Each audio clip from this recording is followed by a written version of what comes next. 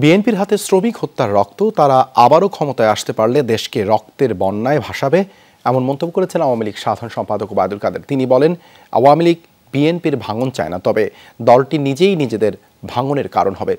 বিকেলে মে দিবস উপলক্ষে শ্রমিক সমাবেশে এসব কথা বলেন ওবায়দুল কাদের।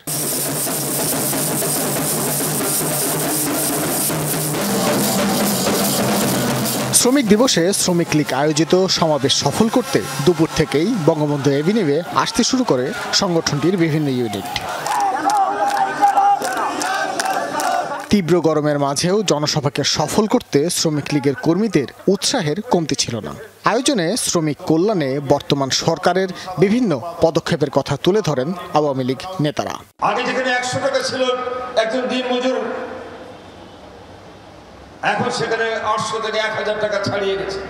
শ্রমিক কল্যাণের পাশাপাশি সমাবেশে উঠে আসে সমসাময়িক রাজনীতির বিষয়। এ সময় আওয়ামী লীগ সাধারণ সম্পাদক বলেন, আন্দোলনের শক্তি বিএনপির নেই, কারণ জনগণই দলটির সাথে নেই। নেতাদের কারো সাথে কারো মিল নেই, এক একজনের এক এক কথা। বিএনপির ভেতরই এখন যাকে পছন্দ হয় না তাকে বলে সরকারের এজেন্ট। বিএনপি যেই অবস্থায় আছে তারা নিজেরাই নিজেদের ভাঙনের জন্য দায়ী হবে। ওবায়দুল কাদের বলেন, রিমোট কন্ট্রোল নেতাকে মেনে নেবে না দেশের মানুষ, তাই আন্দোলন করতে বিএনপিকে রাজপথে আসার আহ্বান জানান তিনি। আদমজির মতো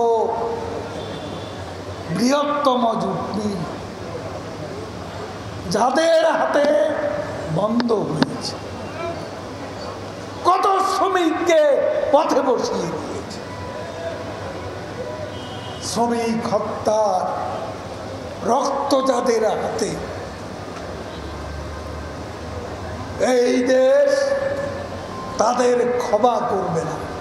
বিএনপির পক্ষে মানুষ ঐক্যবদ্ধ থাকলে দলটি কেন নির্বাচনে আসলো না, সেই প্রশ্নও রাখেন আওয়ামী লীগের সাধারণ সম্পাদক। এখন বেলা শেষ, বিএনপিরও বেলা শেষ।